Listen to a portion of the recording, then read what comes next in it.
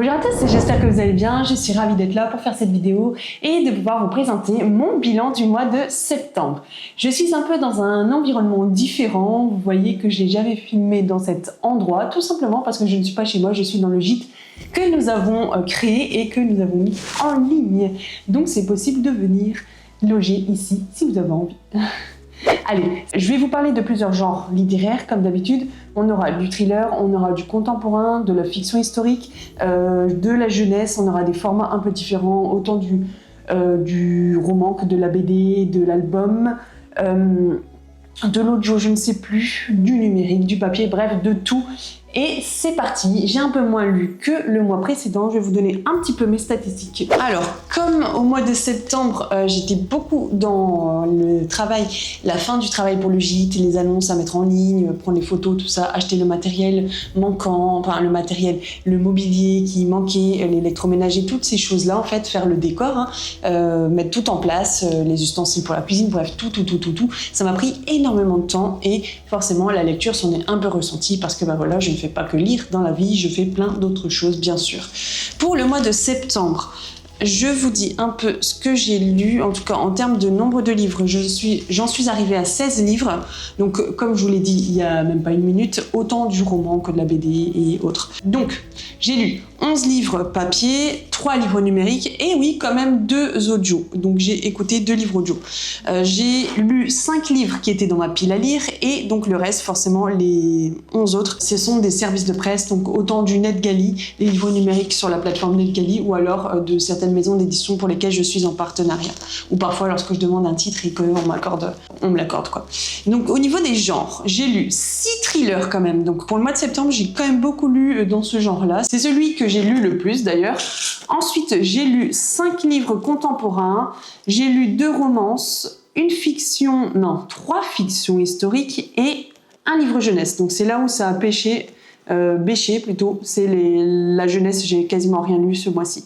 Au niveau des formats, j'ai lu 13 romans, une BD, un manga et pas d'album illustré. Voilà, donc ça c'est vraiment un peu pour les chiffres. Alors, on pourrait faire encore bien plus de chiffres, mais en général je fais juste ça me prend 2-3 minutes, ça va assez vite, mais j'ai pas le temps d'écrire, par exemple j'ai lu 3 livres de cette maison d'édition, nanana, enfin on pourrait faire des chiffres pour beaucoup de choses et finalement après c'est compliqué si on n'a pas trop le temps de le faire. Donc je m'attelle vraiment au plus simple et ce qui m'intéresse le plus pour moi, en tout cas ce qui est important. Je vous montre un peu par genre littéraire, je vais vous parler des livres par genre littéraire, ce sera plus simple. Et lorsqu'il y aura un numérique, il ne faut pas que j'oublie parce que en général c'est ce qui m'arrive. Donc je vous ai dit que j'avais lu 6 thrillers, alors au niveau des numériques, on va commencer par là, comme ça ce sera plus facile pour moi, je ne les oublierai pas. J'ai lu La honte de Arttu Tuominen et c'était aux éditions, je ne sais plus, je vous mets là ou là, vous verrez bien l'image du bouquin, je pense que ce sera plus parlé, il y a plus de place. Donc c'est un livre qui était vraiment sympa, j'ai bien aimé, je pense que c'est un livre qui fait un peu partie de la rentrée littéraire parce qu'il est sorti fin août si je me trompe pas. Pourquoi j'ai choisi ce livre-là? Alors tout simplement, déjà, c'est pas par rapport à l'auteur parce que je ne connaissais pas du tout, j'avais rien lu de lui. Je pense que j'ai voulu le lire parce que c'était un auteur d'un pays du Nord, je ne sais plus lequel, donc je vais pas le citer, je ne sais plus. Et aussi parce que l'histoire, forcément, de la 4e de couverture m'intriguait. On était dans une histoire où je l'ai lu vraiment très tôt au mois de septembre, donc mes souvenirs sont un peu lointains. On a une fille qui disparaît donc d'un collège et donc on a une fille qui va prendre l'affaire en main et elle a une fille, qui a le même âge que celle qui a disparu, donc forcément elle va être objective dans son enquête, mais il y a quand même une part de subjectivité qui prendra un petit peu de place par-ci par-là parce que à chaque fois elle fera un rapprochement avec sa fille, elle va lui poser un peu plus de questions sur comment elle passe ses journées, avec qui elle est amie, plein de choses. Est-ce elle va sur des sites particuliers, des applications, et on sent un peu ses peurs, ses frayeurs, ses élans un peu de maternité, tout ça. C'est vraiment intéressant. Ce que j'ai beaucoup aimé en fait dans ce livre-là, avant toute chose, je pense que c'est le personnage de la flic, j'aurais pu vous dire son nom, qui est vraiment très intéressant au niveau psychologique. Je trouve qu'il est bien travaillé, on a quand même beaucoup de détails sur elle, c'est vraiment bien. On ne voit pas que son travail, mais on voit aussi sa vie de femme et comment elle est à l'intérieur d'elle, en fait, ses pensées, tout ça, et c'est vraiment bien. Moi j'ai beaucoup aimé ça. L'affaire aussi en elle-même, elle est bien, donc on va s'atteler, on va voir qu'il y aura pas mal de disparitions. Il y aura cette fille, mais il y a d'autres qui ont été disparues avant, tout ça. Et puis ils vont voir qu'il y a peut-être des liens entre ces différentes affaires. C'est assez troublant. Et donc on est vraiment dans une enquête policière. Hein, et pour le coup, j'ai pas trouvé forcément l'histoire très originale, mais c'était bien. Il y avait du rythme, il y avait vraiment... du dynamisme, tout ce qu'il fallait pour que les ingrédients ensemble fassent que ce soit un bon bouquin, un bon polar, qui m'a donné envie de lire d'ailleurs les autres tomes, parce que j'ai appris qu'il y avait en fait des tomes sur d'autres policiers de cette brigade, et donc chaque tome en fait elle va accentuer plus sur un de ces policiers, et forcément comme j'ai bien aimé celui-ci, j'ai envie de lire les autres. Je sais qu'il y en a, je crois, 2 avant celui-ci et peut-être un après, quelque chose comme ça. On me l'a dit, mais c'est vrai que j'ai pas bien retenu. Mais en tout cas, on peut vraiment bien lire chaque bouquin indépendamment. Par exemple, moi j'ai pas lu les précédents et je n'ai pas du tout été perdue dans l'histoire. La seule chose qui m'a un peu dérangée dans l'histoire, c'est que les prénoms des personnages, voilà, c'est pour ça que je commence à m'en rappeler, se ressemblent beaucoup. Je crois que ça commence par un L, ça finissait par un A, donc Laura, c'était un truc comme ça où c'était très très ressemblant, et du coup au début du livre j'avais un petit peu du mal par rapport à ça, mais après c'est bon, quand j'ai pris le train, je suis rentrée dedans, c'est bon, après voilà, je suivais sans problème. Donc c'était un très bon polar. Si jamais vous avez envie d'en lire un, allez-y, ça fait un peu automnal aussi, avec sa couverture, voilà. Et du coup après j'ai tout cela, j'en ai 2, 4, tiens il m'en manque un, alors ça veut dire. Et ce qui est vraiment rigolo, c'est quand vous... Oh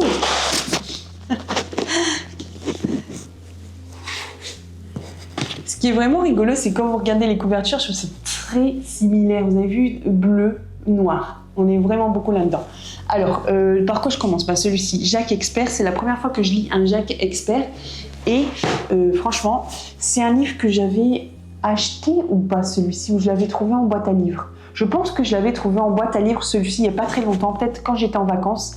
Et j'ai vu que quelqu'un le lisait sur l'application Lecture Commune, et du coup je me suis inscrite, et comme ça ça m'a fait sortir le livre tout de suite de ma pile à lire. Donc c'est un prix des lecteurs sélection 2017 et c'est publié chez Le Livre de Poche. On est dans une histoire vraiment très troublante ici, c'est vraiment un thriller très intense où on a 1993, donc on a Sophie Delalande qui est folle d'amour pour sa fille Hortense, qui a presque 3 ans, et qu'elle élève seule, parce que son ex-compagnon, en fait, c'était pas... Voilà, ils avaient une mauvaise relation ensemble, ils faisaient des choses pas très bonnes, bref, c'était très néfaste et toxique pour elle. Donc, un jour, il est parti, il n'est pas revenu, et en fait, je pense qu'elle lui a caché... Non, elle lui a dit qu'elle était enceinte, et lui, il n'avait rien à faire, il n'était pas content d'ailleurs. Donc, il s'en va, il s'en fiche de sa vie, tout ça. Un jour, il commence à s'y intéresser un peu, il veut connaître sa fille, il veut la rencontrer, tout ça, mais elle ne veut pas, elle refuse parce que elle sait qu'il est mauvais, il n'aura pas une bonne influence sur sa fille. Donc elle fait tout pour qu'il ne la rencontre pas. Donc un soir, elle est chez elle, et puis il y a quelqu'un qui sonne à la porte, elle se dit tiens, qui ça peut être, j'attends personne. Et en fait, elle fait pas forcément très attention, et au lieu de regarder dans son petit œillet là, elle va ouvrir la porte, et donc c'est lui qui entre, et donc il a... il la tape ou quelque chose comme ça, et elle s'évanouit, quoi. Et donc il en profite pour prendre la petite et s'en aller. Donc voilà, elle disparaît, et cette jeune femme, elle va tout faire pour retrouver sa fille. Donc elle va aller voir la police, il y aura une enquête qui va être menée, tout ça. Mais voilà, ça dure. La fille n'est pas retrouvée, les années passent. Et donc en fait, on va être un peu là-dedans, oui, c'est ça, dans l'histoire, en fait, chaque chapitre... Je regarde un petit peu parce que je m'en rappelle plus. Ouais, c'est ça.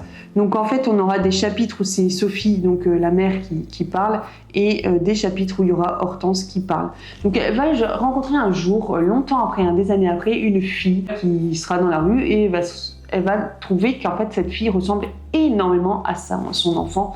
Il y a vraiment des similarités très très très fortes, donc elle va voir que c'est sa fille, elle va essayer de se rapprocher d'elle et lier une sorte d'amitié avec elle pour ensuite voir si c'est vraiment sa fille et le lui dire quoi. Donc voilà, je vais pas en dire plus sur cette histoire, mais c'est très très très prenant comme histoire. Franchement, j'ai pas lâché le livre, je l'ai lu très très très rapidement.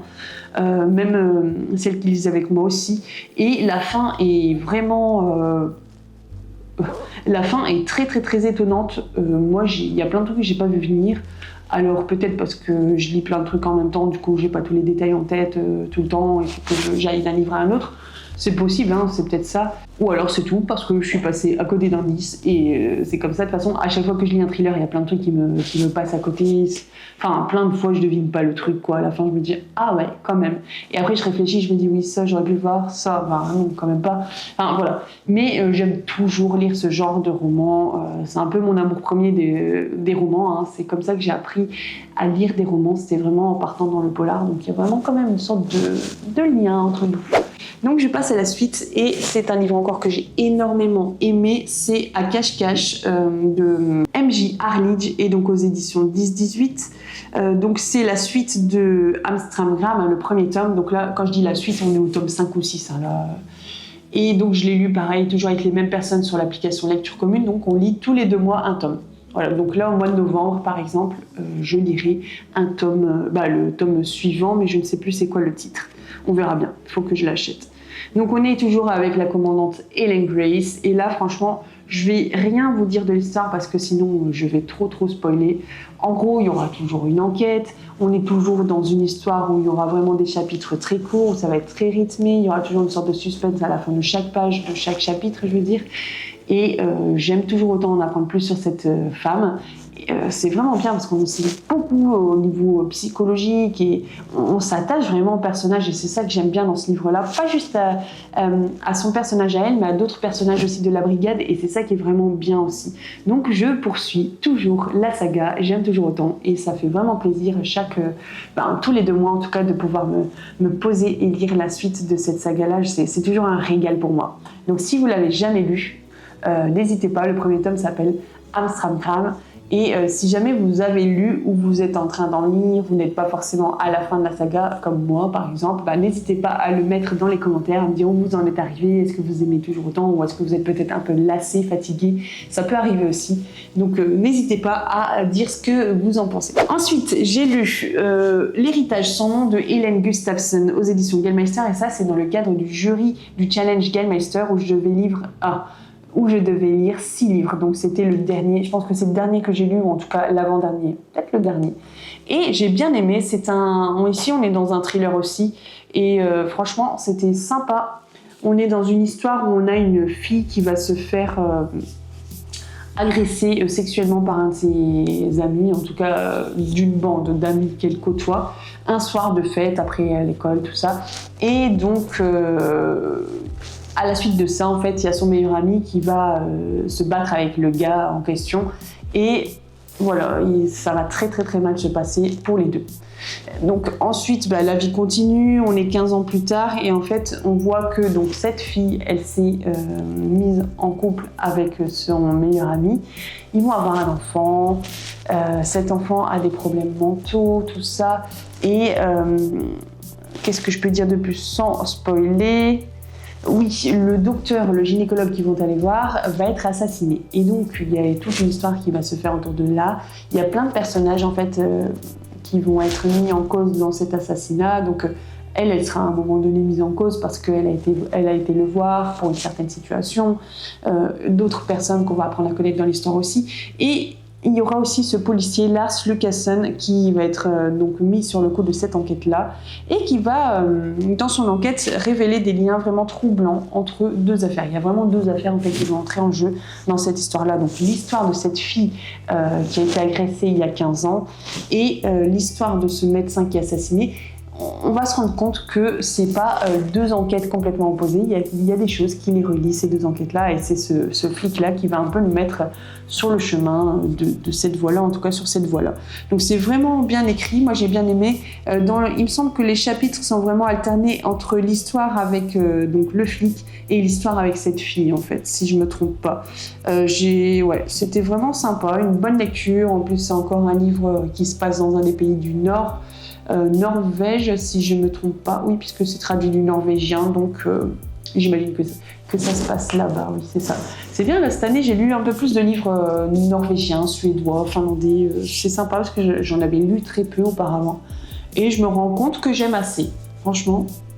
Ça va. Donc ensuite j'ai lu les deux enquêtes de Sherlock Holmes, donc de Arthur Conan Doyle, donc Une étude en rouge et Le signe des quatre, et ça c'était un livre que j'ai reçu de la part des éditions Memento. En gros c'est un peu comme une fille de la maison d'édition City, donc là ils ont fait une sorte de sous-branche,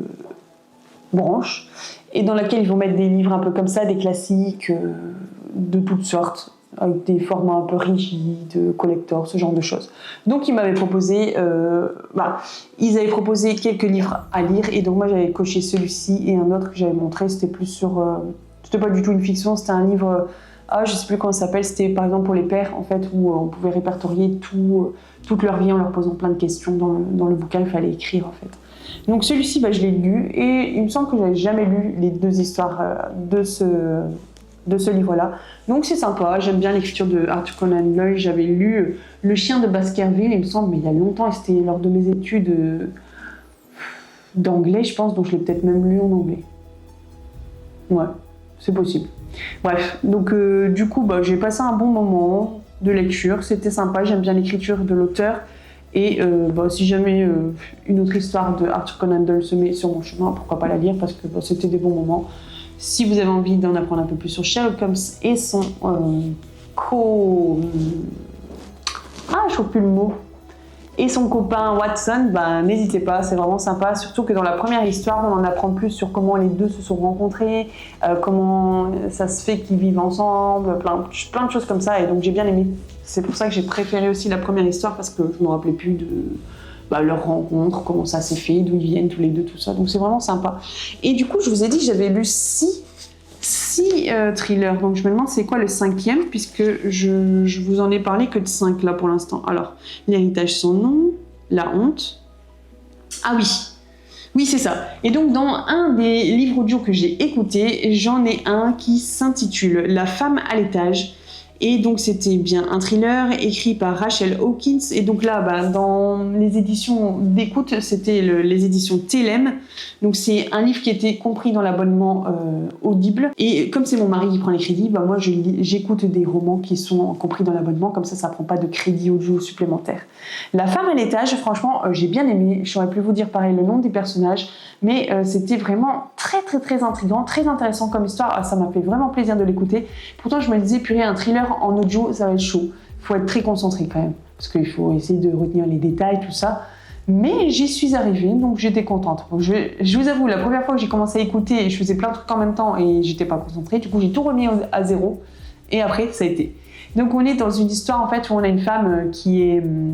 elle a pas grand chose, c'est un peu une SDF, mais on peut dire ça. Et donc elle va trouver un emploi de dog-sitter dans une banlieue, dans une résidence plutôt très huppée aux États-Unis, j'aurais pu vous dire la ville, je sais plus. Et donc elle va promener les chiens de ces fameuses familles riches. Et un jour, sans faire exprès, il va y avoir un petit accident où il va avoir une collision avec elle et une voiture. Donc un gars de cette résidence-là qui est célibataire, qui vit seul, mais qui est vraiment beau, tout ça. Et donc ils vont apprendre à se connaître, et au bout d'un moment, qu'est-ce qui va se passer? Ils vont se mettre ensemble. Et donc elle va apprendre en fait que la femme de cet homme, elle a disparu un jour, et on ne sait pas comment ça s'est passé, on n'a pas retrouvé le corps, tout ça. Donc c'est un peu triste. Ainsi que sa meilleure amie, qui est la femme d'un autre gars qui habite dans la résidence. Et du coup, toute l'histoire va être un peu menée là-dessus. En fait, on va essayer de découvrir... Elle va s'intéresser un peu à cette histoire-là, et en fait, au fur et à mesure, en côtoyant de plus en plus ce gars-là, et puis en plus ils vont commencer à se mettre en couple, à sortir ensemble, vivre ensemble, ce genre de trucs. Donc elle va découvrir pas mal de choses, et franchement la fin de cette histoire est très intéressante, parce que c'était pas forcément une fin à laquelle je m'attendais. Donc j'étais contente, même si j'ai eu quelques soupçons sur certaines choses. J'ai été quand même bien surprise, et c'était vraiment sympa. C'était une fin où je pense qu'on s'y attend pas forcément tout de suite. En tout cas, moi, j'ai bien été prise, j'ai bien été happée par l'histoire, et franchement, c'était une bonne lecture. Donc je vous encourage à lire si vous aimez bien les thrillers, si vous aimez bien des fins assez surprenantes, d'aller le lire ou l'écouter. C'est vraiment sympa. Donc je vous rappelle le titre, La femme à l'étage. Donc voilà, au niveau des 6 thrillers, franchement, de tout ce que je vous ai montré, j'ai vraiment eu de très bonnes lectures. C'était vraiment de bons moments de plaisir, franchement. Je vais passer au niveau des contemporains maintenant. Donc je vous avais dit que j'en avais 3, je pense, ou 4. Je regarderai dans mon cahier après. Je vous les montre ici. Alors j'ai Un battement de cœur après l'autre de Françoise Cordier-Bresson aux éditions Mon Poche. Donc là j'avais eu avec les éditions de Boré. Donc merci à eux pour l'envoi de ce bouquin-là. Franchement c'était une histoire sympa. C'est une femme en fait qui est complètement perdue parce qu'elle a perdu son mari il y a 2 ans dans une circonstance vraiment compliquée. Et puis en fait elle a été déstabilisée, désorientée, et continuer à vivre serait vraiment très compliqué lorsque tout d'un coup son mari n'est plus là, du jour au lendemain. Et donc elle n'arrive pas vraiment à s'en remettre, et au bout d'un moment, il va falloir qu'elle se bouge un peu. Donc elle va essayer plein de choses, mais elle va toujours retomber un peu encore plus bas. Donc un jour, chez son psychiatre, il va lui donner une carte, et c'est pour aller dans une sorte d'institut en fait où ce genre de personnes vont, et c'est un peu comme une sorte de dernière chance pour pouvoir se relever. Donc elle y va, elle va rencontrer des personnes de tout genre différents. Il y en a avec qui elle va s'entendre bien, d'autres un peu moins, d'autres avec qui elle gardera une certaine distance. Et en fait, on va voir vraiment son processus de reconstruction qui est vraiment bien. Et ce que j'ai beaucoup aimé dans ce livre-là, c'est vraiment justement ça, c'est le fait de voir comment elle va changer. On va voir vraiment une transformation, et c'est ça qui est bien. Du début à la fin, elle sera vraiment plus la même. Je vais pas vous dire comment ça se passe et comment elle sera exactement à la fin, mais tout ce que je peux vous dire, c'est que si vous voulez voir vraiment quelqu'un qui a du mal à continuer à vivre après un événement tragique, et qui va quand même s'en sortir au bout d'un moment, il va y avoir un tilt par une personne ou un événement particulier, ça peut être vraiment sympa d'aller le lire. Moi j'aime beaucoup lire ce genre de fiction, parce que ça fait un peu penser à nos vies. On réfléchit aussi à nous-mêmes, à ce qui nous arrive, aux épreuves qu'on peut vivre, des maladies, des épreuves au niveau du travail ou autre, et c'est vraiment sympa de pouvoir s'identifier. Moi je me suis vraiment identifiée à cette femme. Je vis pas forcément les mêmes choses, mais je veux dire, j'ai réussi à me projeter sur certaines choses par rapport à elle, ses sentiments, comment elle se sent par rapport à certaines situations de sa vie, dans son corps, dans son esprit, tout ça. Et aussi, qu'est-ce que je voulais dire une dernière chose. Oui, j'avais comme une sorte de compassion, d'empathie pour elle, et j'avais vraiment envie qu'elle s'en sorte en fait. C'est vraiment un très très très très bon livre, je le recommande à 100%. Un livre que j'ai encore beaucoup aimé, si vous regardez mes vlogs du mercredi, vous le savez aussi, le précédent aussi, je vous l'avais déjà dit, c'est Regarder la vie en face de Sabine Bolzan aux éditions Perséphone, une maison d'édition qui vient d'ouvrir, je vous l'ai déjà dit, début 2025. C'est le 2e livre qui est sorti à cette maison d'édition chez eux. Et j'en ai reçu un 3e dont je vous ai parlé dans mon précédent vlog, il me semble. Et de toute façon, je vous en reparlerai très vite. Donc, pour l'instant, ce sont 2 coups de cœur, les 2 livres que j'ai lus de cette maison d'édition. Et donc, forcément, celui-ci est l'un des 2 coups de cœur dont je vous ai parlé. C'est une très très très belle histoire aussi. On est ici avec 3 filles, Jo, Alba et Chloé, qui se sont promis d'être amies pour la vie. Donc elles se sont connues très jeunes quand elles étaient enfants. Et là, on les revoit à l'aube de leur cinquantaine. Et en fait, on voit un peu où elles en sont arrivées chacune dans leur propre vie, personnelle, familiale, professionnelle. On va se rendre compte que elles ont toutes eu forcément des défis. Chacun dans notre propre vie, on va vivre des défis. On a des rêves. Il y en a qui se réalisent, il y en a qui se réalisent pas forcément. Il y a des pensées qu'on a pour tel type de métier qu'on veut, notre famille, comment elle va être, tout ça. Mais parfois, la vie nous joue des tours, ou en tout cas on n'arrive pas forcément à ce on avait vraiment envie.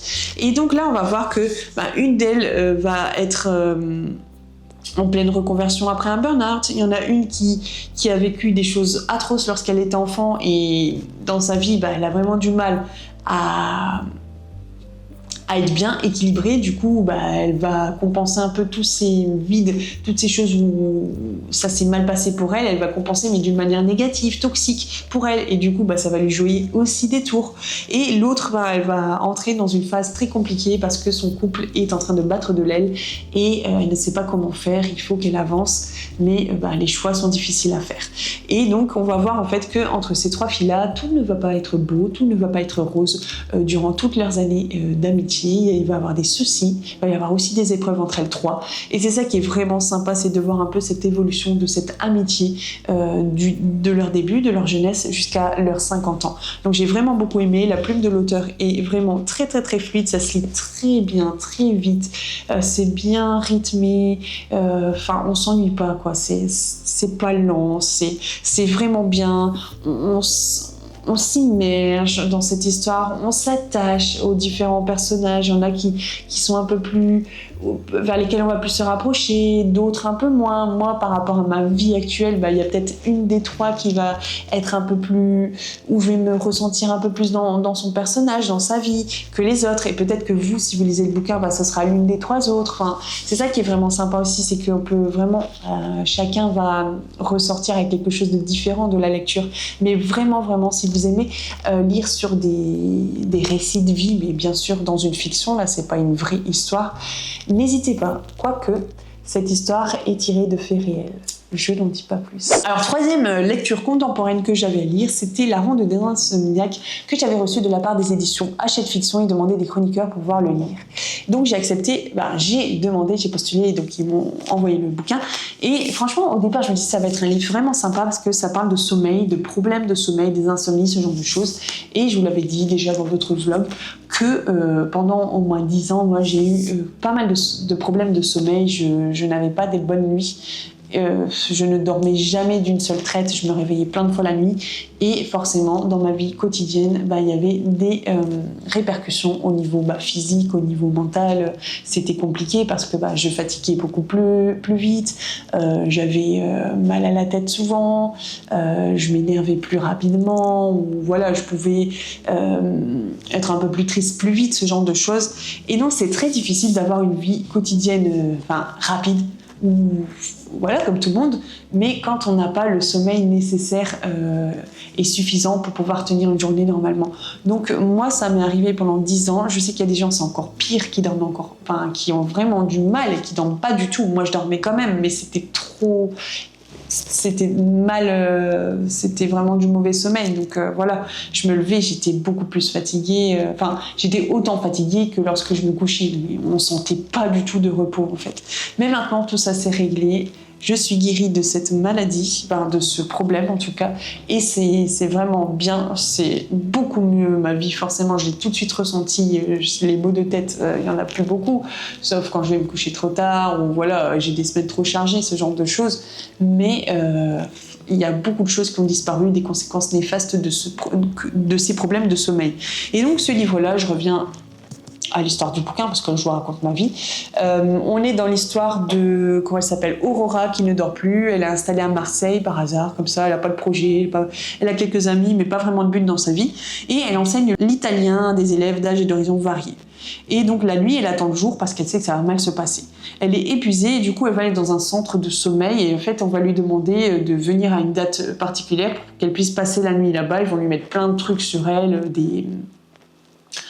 des fils, tout ça, pour pouvoir analyser son sommeil. Mais elle, quand elle voit ça, elle en a peur. Donc quand elle est à son rendez-vous avec le docteur, dans son bureau, il s'en va pour faire un petit truc, elle voit des DVD sur son bureau avec des noms de personnes qui ont fait ces tests-là.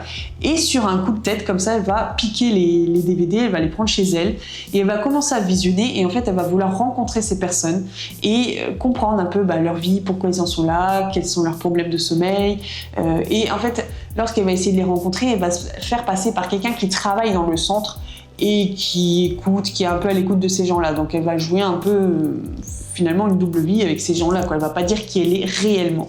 Donc j'ai lu une partie du bouquin, j'en suis arrivée à la page 117 et en fait je n'ai pas terminé le bouquin tout simplement parce qu'en fait le sujet est bien, mais la plume de l'autrice ne passe pas avec moi. J'ai vraiment du mal. En fait, j'ai du mal à entrer dans le bouquin. J'ai pas envie d'aller le lire, alors que pourtant j'ai envie d'en savoir un peu plus. J'ai envie de savoir ce qui s'est passé à la fin. Je pense que je vais lire les dernières pages à un moment donné, mais je me suis arrêtée là parce qu'en fait, son type d'écriture un peu dans un style, je sais pas, poétique, contemplatif, enfin un peu dans ces genres-là que je lis pas forcément, ou en tout cas pas trop, et qui me parle pas forcément à moi. En fait, c'est pas ce qui va me parler, et du coup, je suis pas accrochée à son personnage. J'arrive pas à avoir vraiment d'attache, et du coup ça me perturbe dans ma lecture, donc j'ai dû l'arrêter, je l'ai mis de côté. Voilà. Peut-être qu'un jour je le reprendrai, mais je suis pas sûre du tout. Ça veut pas dire que c'est un mauvais livre, hein. C'est juste que moi, l'écriture de cette dame-là me touche pas, et du coup ça passe pas. Au niveau des contemporains, donc l'avant-dernier livre, c'est L'espoir sur le rivage, donc de Nathalie Debois, aux éditions Télème, toujours en audio, donc dans Audible. J'ai énormément aimé ce bouquin-là. Donc je l'ai écouté, mais franchement, même si je l'avais lu, j'aurais bien aimé aussi. C'était vraiment bien. On est dans une histoire où en fait on va avoir le thème de la violence conjugale. Et c'est un thème qui me parle beaucoup. Alors je ne le vis pas du tout, hein, mais c'est quelque chose qui me... Je sais pas. Il y a des thèmes comme ça où on est accroché, on aime bien lire parce qu'on a envie d'en savoir plus, on a envie d'en savoir plus, peut-être pour pouvoir être plus aux aguets si on a des personnes dans notre entourage qui vivent ce genre de choses et qu'on pourrait peut-être essayer de les aider, je ne sais pas, hein. Mais en tout cas, moi, ça me fait tellement mal au cœur de savoir que des gens vivent ce genre de situation. Voilà, il y a ça, mais il y a encore plein d'autres choses négatives, hein, qu'on peut vivre.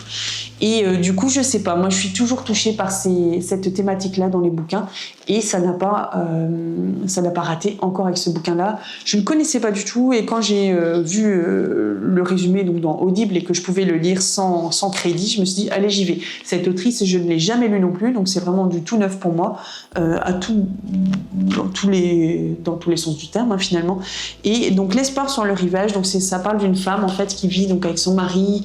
Elle avait plein de rêves, elle avait fait des études pour travailler elle était un peu scientifique en fait, et lorsqu'elle s'est mariée, son mari a dit c'est bon, t'as pas besoin d'aller bosser, voilà, il a un très bon métier, il va subvenir aux besoins de la famille. En fait, il va un peu, au fur et à mesure, la museler, entre guillemets. Elle va rester à la maison. Lorsqu'elle voudra voir ses amis, il va lui dire « Ah, mais tes amis, ils sont pas forcément bien, nanani, nananer ». Il va la convaincre de plein de choses, en fait, jusqu'à ce qu'elle soit un peu recroquevillée sur elle-même. Et au départ, il va être super gentil avec elle, et au fur et à mesure, dans les mots, puis ensuite, plus que les mots, on va voir la vraie face de son visage, donc de son mari, et ça va être très difficile pour elle de sortir de cette emprise-là.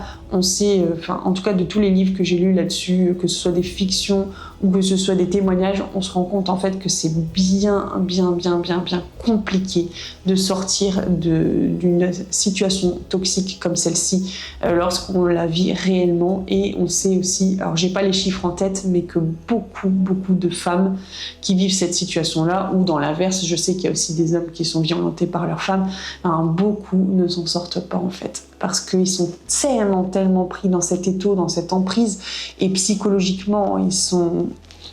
Voilà, c'est un cercle vicieux en fait qui s'est propagé en eux, et je pense que quand les idées entrent au plus profond de la personne, c'est très compliqué pour pouvoir en sortir. Donc voilà, on est avec cette femme-là qui, un jour, je ne sais plus comment ça va se passer, mais elle va essayer de sortir de cette emprise. Et il va se passer plein de choses. Ça va vraiment pas être facile. Je vous dis pas si elle va s'en sortir ou pas, mais ce que je peux vous dire, c'est que si vous aimez lire sur ce thème-là, n'hésitez pas à aller le lire, parce que c'est vraiment un bon bouquin. J'ai énormément aimé. Alors je l'ai pas lu, mais écoutez, mais je trouve que la plume de l'autrice est vraiment jolie. C'était très fluide, ça s'est passé, ça a coulé, mais vraiment bien quoi. J'ai aimé. vraiment bien. Après, c'est plus une BD, ouais. Et donc, on est un peu dans le même genre de thème. C'est bien, tiens, que j'en parle maintenant. C'est Nos pères, nos frères, nos amis, qui a été publié le 11 septembre, donc il n'y a pas longtemps, par Mathieu Palin, Valentin Maréchal et aux éditions Steinkiss, donc que j'ai lu en e-book et via NetGalley, donc je vous mets l'image là. Et en fait, dans cette BD-là, c'est très très très intéressant. On est plutôt du côté des hommes qui ont violenté d'une quelconque façon leur épouse, femme, concubine, et qui vont un peu dans un lieu de la dernière chance où ils vont avoir des groupes de parole, et puis je pense qu'il y a peut-être d'autres choses, ils font pas que ça, mais c'est un peu comme une étape avant d'aller en prison en fait, pour essayer de s'en sortir. Et donc ils vont discuter les uns avec les autres et on va se rendre compte qu'en fait ils sont beaucoup et très souvent dans le déni. Ils ne se rendent pas compte de ce qu'ils font. Ben, ouais, pour certains, en fait, ils ont tellement vécu dans ce genre de situation lorsqu'ils étaient enfants, dans leur propre famille, par exemple, qu'ils ne savent pas en fait qu'ils traitent mal leur femme. Et c'est assez impressionnant, où il y en a qui disent, ben voilà, juste dire des mots négatifs, c'est rien, c'est pas grave. Enfin, même elle peut en dire, limite. Il y en a qui disent, bah, juste une baffe, c'est rien, c'est pas grave. Et en fait, malheureusement, bah, ça reste pas souvent à une baffe, c'est bien plus que ça. Et donc, c'était quand même pas mal de voir un peu, en fait, d'écouter tous ces personnes qui sont là et qui racontent, et en fait, qui se portent comme des victimes, finalement. Donc, c'est complètement fou, en fait. Et c'est un gars qui a, à l'origine, c'est pas une BD, c'était un essai, je pense. Donc un journaliste, si je me trompe pas, qui a été dans plein de centres comme ça et qui a interrogé beaucoup de personnes qui étaient dans ces centres-là, et d'avoir un peu leur point de vue sur ce qu'ils avaient fait, pourquoi ils étaient là, et est-ce qu'ils se rendaient compte en fait des actes qu'ils avaient commis envers leur concubine. Donc c'est vraiment très intéressant, c'est très bien fait. Et il y a des chiffres aussi dedans, je les ai pas notés, mais c'est vraiment bien.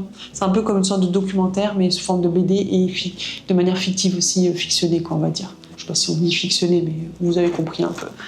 Donc voilà un peu pour tous les contemporains que j'ai lus, c'était vraiment très intéressant, de très beaux coups de cœur aussi. Ensuite, donc je vous disais que j'ai lu, je vous ai parlé de tout ce qui était les thrillers, je vous ai parlé de tous les contemporains. Mon carnet, s'il te plaît.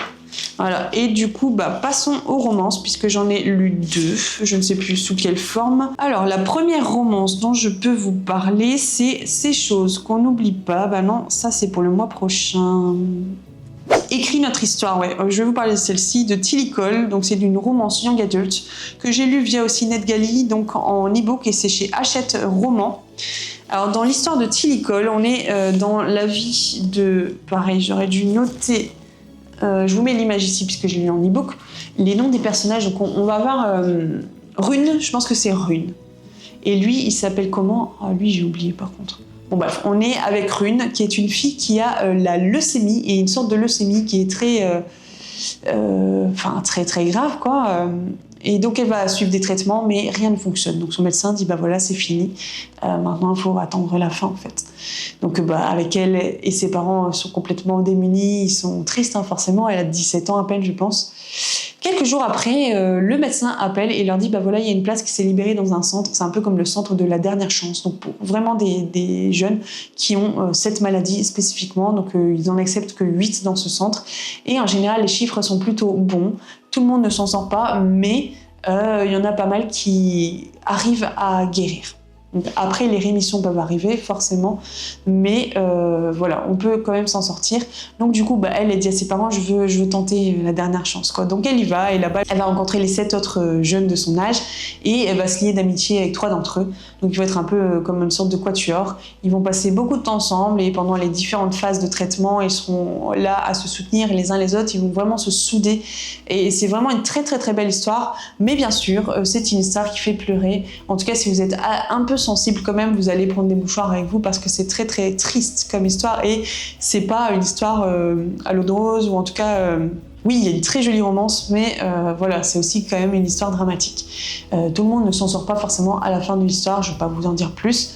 Mais ce que j'ai beaucoup aimé dans cette histoire-là, donc déjà la plume de l'auteur est très bien, j'avais déjà lu cette autrice-là avec 1000 baisers pour un garçon, il y a toujours la suite de ce livre-là qui m'attend à la maison, qui était aussi pareil sur la maladie, et en fait tout simplement pourquoi elle écrit sur ce thème-là, cette autrice, parce que dans sa famille, il me semble que c'est sa mère et peut-être d'autres personnes ont vécu un cancer, ont eu un cancer, je ne sais pas lequel, mais du coup elle a été vraiment proche de ça, quoi, de tout ce qui a pu se passer. Vous savez, quand vous avez quelqu'un de proche qui est malade, qui a un cancer ou quelque chose de moins grave, c'est toujours difficile, hein, on se sent toujours un peu mal avec la personne, on a cette empathie, cette compassion. Quand quelqu'un pleure, on pleure avec, quand il rit, on rit avec. Et je pense pas qu'on soit insensible à la maladie de la personne et à ce qu'elle ressent, à comment elle vit les choses en fait. Et donc dans ce roman, c'est ça. Et ce qui est vraiment très intéressant, donc elle va se lier vraiment très fortement avec un certain garçon dont je vais oublier le prénom. Et en fait, ils vont vivre une romance et il va lui dire vas-y, écris notre histoire. Écris notre histoire comme elle devrait se passer. Et donc c'est vraiment sympa parce que autant on a l'histoire du bouquin, mais dans l'histoire du bouquin, on a une autre histoire aussi, une histoire un peu parallèle de comment ça pourrait se passer autrement par rapport à ce qui se passe vraiment dans le bouquin. Et c'est ça que j'ai beaucoup aimé. C'est vraiment, ça enrichit, je trouve, l'histoire. C'est vraiment beau. Donc si vous aimez lire ce genre de choses, si vous aimez lire des livres qui font pleurer, allez-y, courez tout de suite. C'est le livre à lire. Mais alors, comme je disais un peu dans un des vlogs, j'ai beaucoup aimé. Mais par contre, le truc que j'ai pas aimé, c'est que j'aime pas, en fait, verser quelques larmes, ça va, mais pleurer quand même beaucoup. Je sais pas, ça me dérange un petit peu. Je me dis, je ne pourrais pas lire que ce genre de livre-là parce que, au moral, c'est pas forcément ce qu'il y a de mieux, tout simplement. Mais sinon, c'était une bonne lecture, une très bonne lecture. Et la deuxième romance, qu'est-ce que c'est alors ? Ok, donc finalement, j'ai lu qu'une romance et je me suis encore trompée dans mes chiffres puisque l'autre, je ne l'ai pas terminée. Bon, écoutez, apparemment, j'ai lu qu'une romance, donc je me suis quand même peut-être trompée dans mes chiffres. Je sais pas, quelque part, je me suis trompée. Et ensuite, donc j'ai lu 3 fictions historiques, donc je les ai ici. J'en ai un, après c'est 2 e-books alors. Ok, commençons par la fiction historique dont j'ai le bouquin ici sur place. Donc c'est Roche et Juden qui a écrit L'Amérique tombée du ciel, et donc c'est les terres d'écriture de Boré, donc les éditions de Boré, merci à eux pour cet envoi. Ici j'ai beaucoup aimé cette histoire aussi parce qu'elle est aussi tirée d'une histoire vraie. Elle est tirée de l'histoire en fait des... comment ils appellent ça déjà ? J'ai oublié. Comet, ouais c'est ça, du réseau Comet, c'est le réseau des résistants, des pilotes d'avion lors de la Seconde Guerre mondiale. Donc on sait en fait que pendant la Seconde Guerre mondiale, les pilotes d'avion étaient vraiment des personnes un peu à part, dans le sens où elles étaient très importantes, et lorsqu'il y en avait une qui était blessée ou qui mourait, le temps de former un autre pilote, ça prenait 6 mois, bien, même plus. Donc pendant une guerre, vous imaginez bien, former quelqu'un pendant 6 mois, c'est quand même compliqué. Il faut des gens sur le terrain tout de suite. Et du coup, en fait, lorsque des pilotes anglophones, ça pouvait être des Américains, des Australiens, des Canadiens ou des Anglais tout simplement. Donc lorsqu'il y en avait qui crachaient, leur avion crachait et qu'eux ne mouraient pas, il y avait des systèmes de résistance qui étaient mis en place et qui essayaient de secourir ces personnes-là pour les ramener à certains endroits pour qu'ensuite ils soient rapatriés dans leur pays et qu'ils puissent à nouveau continuer leur job de pilote pendant la guerre, quoi. Et donc c'est ça que j'ai bien aimé parce qu'en fait on est pendant la guerre, pendant la Seconde Guerre mondiale, mais on voit pas tout ce qui est sur le front, tout ça. On est vraiment dans cette histoire de la résistance des pilotes d'avion et on va être vraiment dans une histoire où on va voir une famille qui va être un peu un pion de tout ce réseau Comet. Donc un endroit où ces pilotes vont s'arrêter pour pouvoir loger une nuit, pour pouvoir manger et repartir ensuite sur le chemin de leur liberté, entre guillemets, de là où ils doivent aller pour reprendre du boulot, quoi. Et donc j'ai beaucoup aimé parce qu'en fait on est avec cette famille-là qui va les accueillir, qui prend énormément de risques pour pouvoir s'occuper de toutes ces personnes. Ils doivent les nourrir, donc ça coûte. Et on voit tout un réseau de personnes qui vont les aider. Ils vont quand même être pas trop, parce que vous savez très bien que quand après les gens parlent, il peut se passer des choses graves, ça peut aller dénoncer ou autre. Il y avait aussi ces choses-là qui se passaient pendant la Seconde Guerre mondiale. Donc les gens restaient aussi discrets aussi par rapport à leur travail, leur responsabilité, en tout cas ce qu'ils faisaient pour la résistance. Ça se disait pas comme ça, quoi. Et franchement, l'écriture est super belle, très fluide. Franchement, j'ai passé un très très bon moment de lecture, je ne connaissais pas du tout l'auteur et j'ai bien aimé en savoir plus sur ce réseau Comet. Et ce qui est bien aussi, c'est qu'à la fin de ce bouquin, on a tout 2-3 pages qui expliquent un peu, donc une petite annexe, le réseau Comet, comment il a été mis en place. Il y a eu des soucis, il y a eu de la dénonciation, ce genre de choses. Ça a été très compliqué. Et franchement, c'est super sympa parce que j'en ai appris encore plus sur cette période de notre histoire. Et c'est vraiment cool. J'aime beaucoup apprendre. J'aime toujours apprendre quand je lis un bouquin en fait, et donc là c'était vraiment bien encore une fois. Au niveau des 2 autres fictions historiques, donc qui étaient certainement en e-book puisque je les ai pas sur moi. Alors on a, non, pourquoi celui-là je l'ai pas? Ah, je l'ai pas pris avec moi, tout simplement. Bon, j'ai lu Nettleton State Village pour les femmes, je sais plus, c'est un long titre, alors j'aurais pu vous le dire la suite, de Anne Berry, donc je vous le mets là, chez Faubourg Marigny, et pareil, je l'ai acheté d'occasion il y a vraiment très peu de temps, et du coup, quand j'ai vu que quelqu'un faisait une lecture commune, je me suis tout de suite inscrite comme ça, bim, ça reste pas 100 ans dans ma pile à lire. Je l'ai lu, donc pendant une semaine ou plus, avec d'autres personnes. Alors, cette autrice, je l'ai jamais lue, mais en tout cas, je regarderai si elle écrit d'autres bouquins, parce que j'ai bien aimé sa plume. Alors autant c'était pas un livre très rythmé, oui c'est très dynamique, mais c'était beaucoup plus dans l'ambiance qu'elle mettait, l'atmosphère qui était vraiment présente dans ce bouquin-là. J'ai énormément aimé, c'était vraiment très intéressant. Pareil, elle s'est aussi appuyée sur des faits historiques connus, donc des centres spécifiques aux États-Unis ou peut-être même dans d'autres parties du monde, où une célèbre psychiatre à l'époque, donc c'était quand même assez rare pour des femmes d'être à ce niveau-là, dans la vie active, et donc qui a ouvert quelque chose et qui prenait en fait des idées selon lesquelles des femmes qui étaient prostituées ou qui étaient adultères et encore d'autres choses n'avaient pas forcément leur place dans la société. Il fallait les mettre dans un endroit pendant tout le moment où elles étaient capables de procréer pour que elles n'enfantent pas tout simplement et qu'elles ne fassent pas des enfants qui deviennent comme elles, parce que c'est pas bon pour la société. Voilà, donc c'est en gros le thème de l'histoire. Et donc on a une jeune fille qui n'est pas forcément issue d'une famille aisée. En tout cas, sa mère est morte à sa naissance ou quand elle était jeune. Donc elle était élevée par son père, mais son père, de par son métier, ne pouvait pas s'occuper d'elle. Donc elle a vécu chez sa tante, puis ensuite elle a vécu chez sa tante, mais aussi chez des sœurs, donc dans une sorte de couvent, pendant son enfance. Je pense chez la tante, c'est plus tard, ouais. Et donc, ça s'est quand même bien passé dans le couvent, mais on sait comment ça se passe quand, dans ce genre d'endroit-là, il y a toujours les plus forts et les plus faibles, un peu de harcèlement, ce genre de choses. Donc elle va plutôt bien s'en sortir, elle va bien étudier tout ça, et elle va trouver un poste par le biais d'une des sœurs, je pense, dans cette fameuse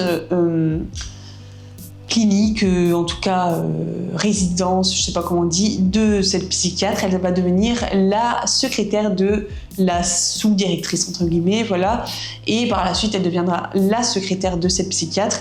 Et en fait elle va se rendre compte que dans ce centre elle connaît une des filles qui est internée, et elle se dit mais c'est bizarre parce que cette fille là, donc elle était au couvent avec elle lorsqu'elle était enfant et elle n'était pas bizarre, elle avait pas des problèmes mentaux quoi. Alors qu'on dit que dans ces centres-là, elles ont tous des problèmes mentaux, elles ont un QI qui est bien inférieur à tout le monde.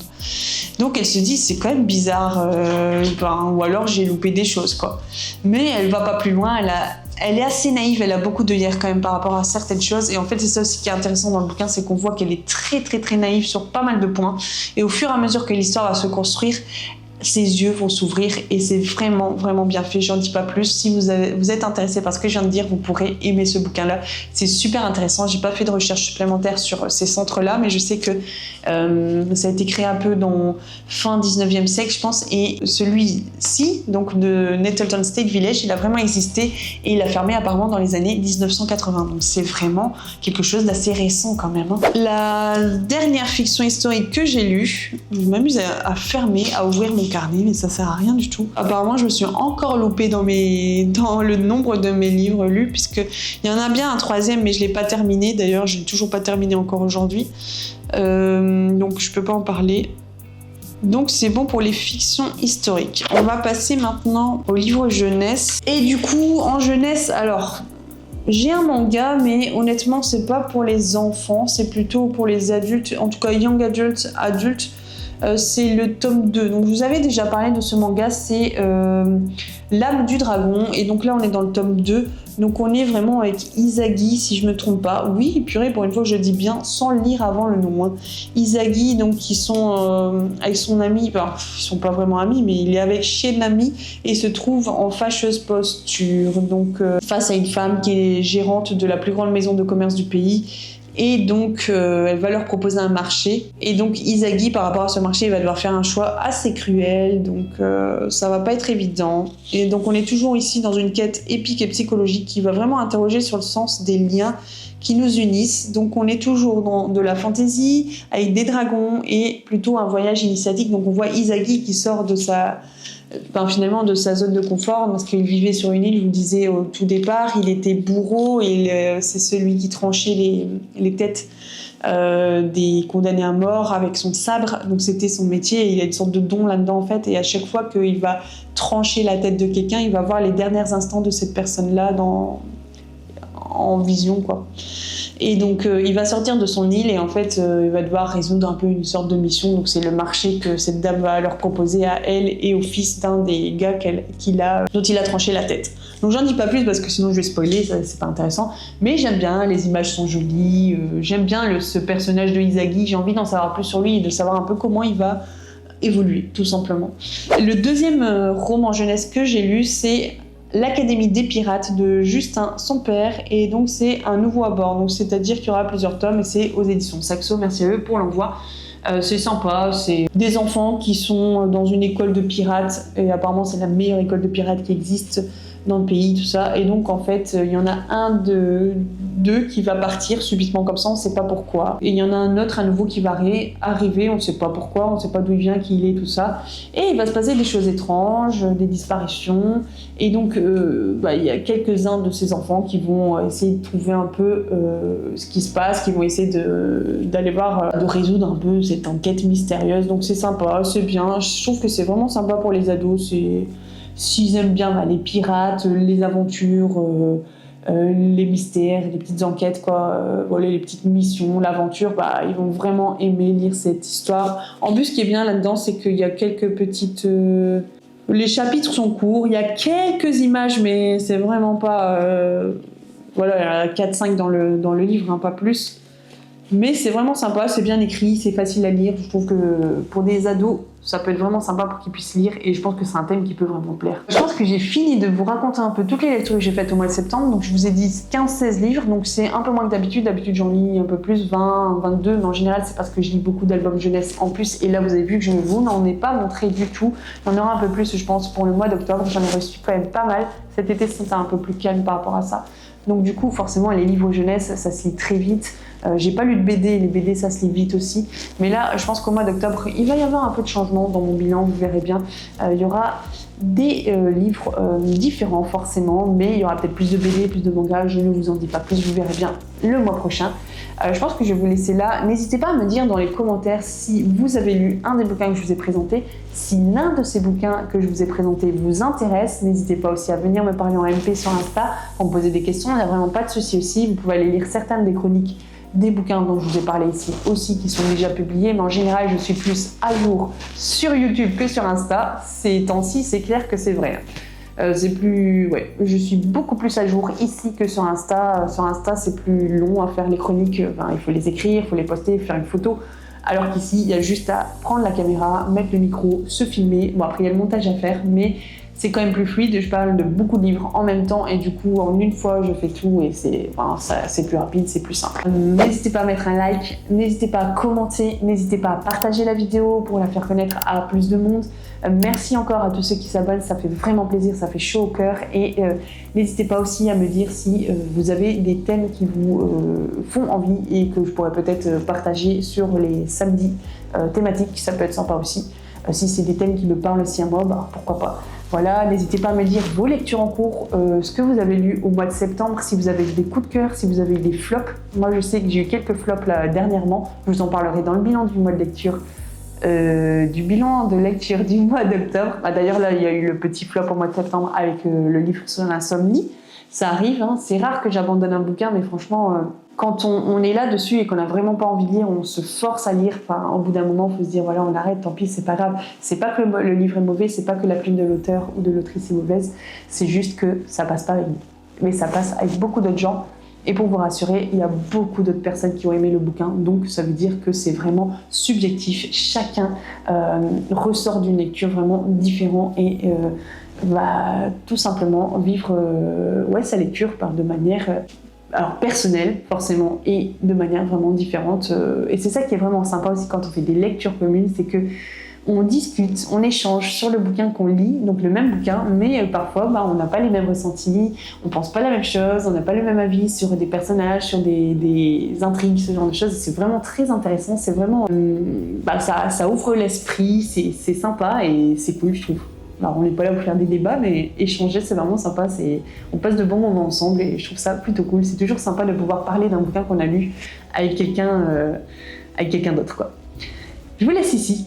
Et donc je vous dis à mercredi pour le prochain vlog, lecture, et à samedi pour la prochaine vidéo thématique. Le samedi prochain, je vais vous parler d'un thème qui me tient vraiment, vraiment à cœur. J'espère vraiment que vous serez présents pour pouvoir regarder la vidéo. Et j'ai fait pas mal de recherches pour la préparer. Du coup, je suis allée dans certains endroits pour pouvoir alimenter tout ça. Et j'espère vraiment que vous serez présents pour ce thème-là. C'est un thème très actuel, donc vous pourrez peut-être le deviner. Je n'en dis pas plus. Si vous n'avez toujours pas vu ma vidéo sur Jane Austen et des adaptations, des réécritures de son personnage, sa personne ou de ses œuvres, n'hésitez pas à aller voir la vidéo qui se trouve ici, parce qu'elle n'a pas fait énormément de vues. Et comme je disais dans le dernier vlog, je ne parle pas que de Jane Austen et de ses écrits, j'en parle même pas trop, je trouve. Je parle de plein d'autres livres qui ont été écrits là maintenant, des livres, des réécritures modernes, des échanges de personnages, des genres différents. Il y a de la fantasy, il y a du cozy mystery, il y a vraiment de la fiction, du documentaire, je pense que j'ai peut-être parlé, il y a vraiment de tout. Et en fait, si vous n'aimez pas Jane Austen et ses écrits, vous pourriez peut-être aimer les bouquins que je vous ai présentés. Voilà, donc je vous refais juste un petit topo là maintenant, c'est fini, j'en parle plus. Mais je vous retrouve du coup mercredi et samedi pour une prochaine vidéo. Et en général, le lundi, j'essaye, mais c'est pas tout le temps ça, puisque là, cette semaine, j'ai pas réussi à le faire. J'essaye de mettre un petit short aussi d'une lecture qui m'a vraiment plu, ou peut-être d'un thème particulier, mais ça dure même pas 1-2 minutes, quoi. C'est très rapide, donc n'hésitez pas à aller voir les shorts aussi. Ça permet de faire passer ma chaîne plus loin, quoi. Donc pour que plus de personnes puissent connaître la chaîne. Voilà. Je vous souhaite une très belle journée et à très bientôt. C'était Aurélie Les Mots d'Or.